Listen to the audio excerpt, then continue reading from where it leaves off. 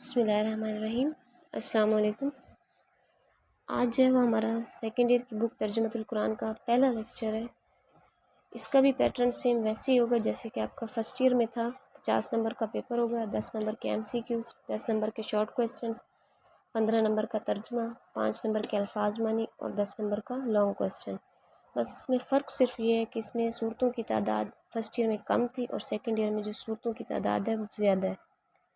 پہلی جو ہمارے پاس صورت ہے وہ اس بک میں وہ ہے سورۃ النساء۔ اس کا سب سے پہلے ہم تعارف دیکھیں گے۔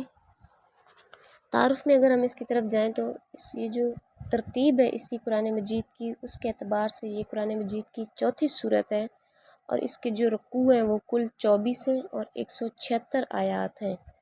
اس کے تعارف میں ہم نے 3 چیزیں بیان کرنی ہے کہ اس کا نمبر کون سے ترتیب کے اعتبار سے، اس کے رکوع کتنے ہیں اور اس کی آیات کی تعداد کتنی ہے۔ نزول کے اعتبار سے اگر ہم دیکھیں تو یہ مدنی صورت ہے، یعنی مدینہ منورہ میں نازل ہوئی ہے۔ اس کے بعد ہمارے پاس آتی ہے وجہ تسمیہ، یعنی اس کا یہ نام کیوں رکھا گیا۔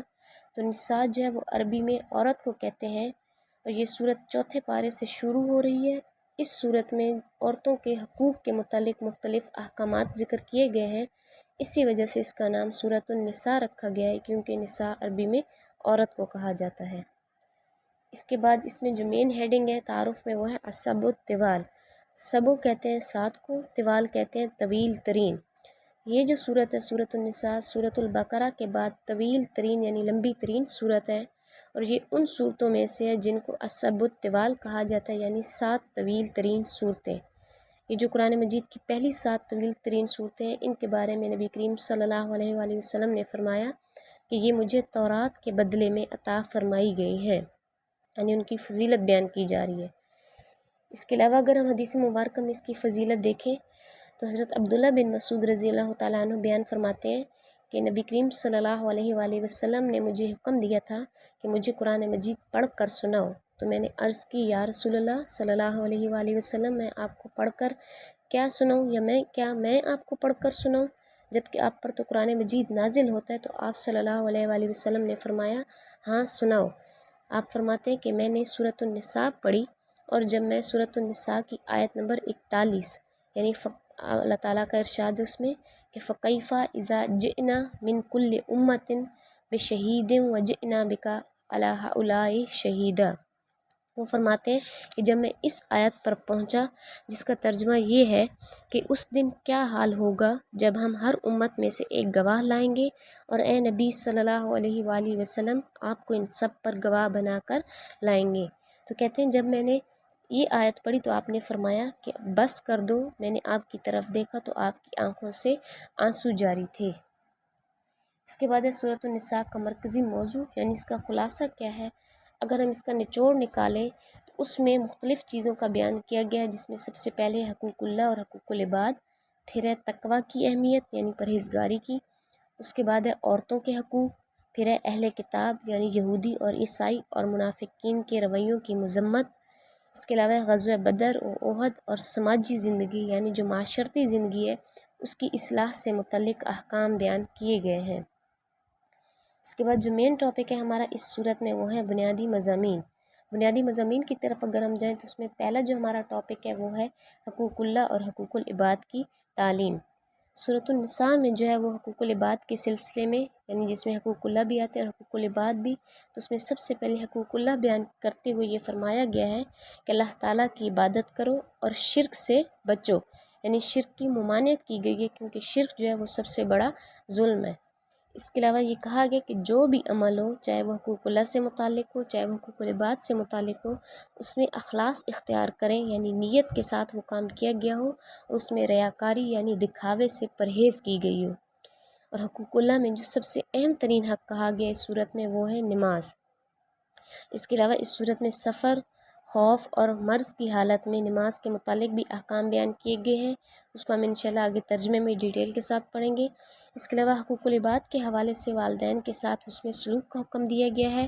اس کے علاوہ جن لوگوں کے حقوق ادا کرنے کا حکم دیا گیا ہے وہ ہیں قریبی رشتہ دار، یتیم، مسکین، ہمسائے اور مسافر وغیرہ کے۔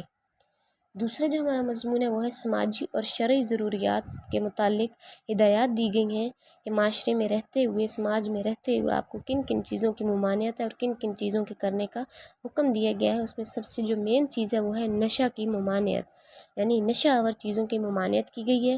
اس کے علاوہ تیمم کا طریقہ بیان کیا گیا ہے۔ انسانی جان کی جو حفاظت ہے اس کے متعلق ہدایات فراہم کی گئی ہیں۔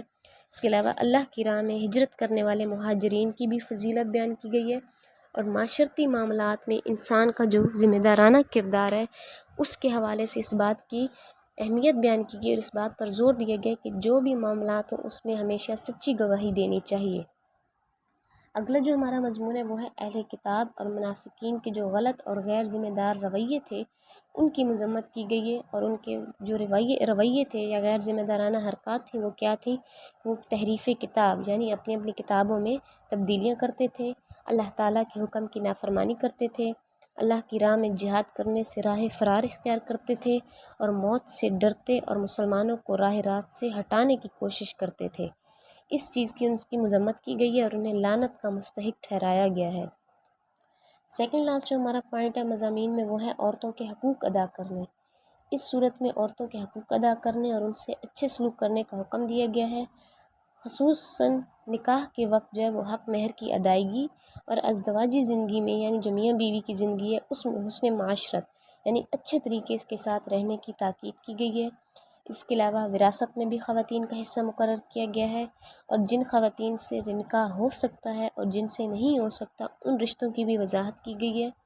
اور اس صورت میں جہاں پر عورتوں کے حقوق کی وضاحت کی گئی ہے وہاں پر ان کے فرائض کی بھی بات کی گئی ہے کہ کون کون سی ان کی اخلاقی اور معاشرتی ذمہ داریاں ہیں، ان کو بھی پورا کرنے کا حکم دیا گیا ہے۔ لاسٹ پہ جو ہمارا پوائنٹ ہے وہ ہے وراثت کی تقسیم کے احکام۔ اس صورت میں وراثت کی تقسیم کے احکام تفصیل سے بیان کیے گئے ہیں، اور اس صورت میں یتیموں کے حقوق ادا کرنے کی بھی تاکید کی گئی ہے، ان کے مال کی بھی حفاظت کرنے کا حکم دیا گیا ہے، اور اس چیز سے سختی سے منع کیا گیا کہ یتیموں کے مال کو اپنے مال کے ساتھ ملا کر نہ کھاؤ، اور تاکید کی گئی ہے کہ ان کا مال جو ہے وہ بیجا یعنی فضول استعمال نہ کرو، اور نہ ہی اسے ضائع کیا جائے، اور نہ ہی کم سنی میں یعنی کم عمر میں بھی یتیموں کے حوالے نہ کیا جائے جب تک وہ اپنی سمجھ بوجھ کی عمر کو نہ پہنچ جائے، اور جب وہ اس قابل ہو جائے تو مکمل ایمانداری سے ان کے حوالے ان کا مال کر دیے جائے۔ یہ تھا آج کا ہمارا پہلا ٹاپک جس میں ہم نے سورۃ النساء کا مکمل تعارف کیا ڈیٹیل کے ساتھ۔ آپ نے اس کا یہ تفصیلی سوال تیار کرنا ہے جس میں تعارف ہے، وجہ تسمیہ ہے، سب و طوال ہے، فضیلت ہے، مرکزی موضوع ہے اور اس کے بنیادی مضامین ہیں۔ Thank you.